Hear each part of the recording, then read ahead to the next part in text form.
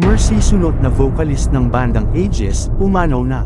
Isang malungkot na balita ang bumungad sa atin nitong Lunes ng umaga November 18, 2024. Isa sa mga haligi ng OPM at bokalista ng bandang Aegis, si Mercy Sunot, ay pumanaw na matapos ang matapang na laban sa sakit na cancer.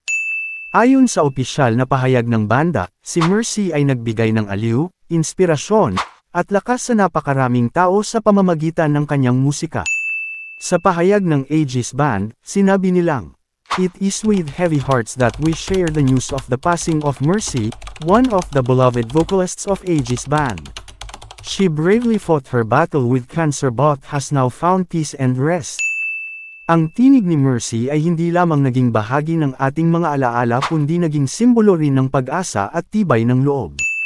Ayon pa sa Aegis, she has touched countless lives, inspiring fans and lifting spirits with every song she sang. Her passion, warmth, and unforgettable presence on stage will forever be cherished in our hearts. Ang kanyang kapatid at kapwa bokalista sa banda na si Stephanie Sunot ay nagpahayag ng kanyang pagdadalamati sa social media sa pamamagitan ng isang larawan ng kandila. Noong nakaraang weekend lamang, humiling ng dasal si Mercy para sa kanyang paggaling matapos sumailalim sa lung surgery.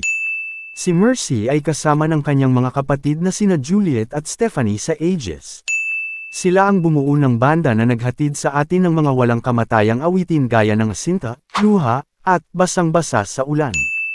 Ang mga kantang ito ang naging boses ng maraming Pilipino sa kanilang mga pinagdaraanan sa buhay. Sa ngalan ng lahat ng iyong mga tagahanga, Mercy, salamat sa musika, sa inspirasyon, at sa mga alaala.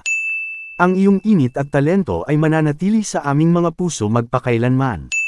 Paalam, at naway matagpuan mo ang kapayapaan sa iyong pahinga. Ipagpatuloy din natin ang pag-alala at pagbibigay halaga sa kanilang musika na patuloy na nagbibigay buhay sa ating OPM.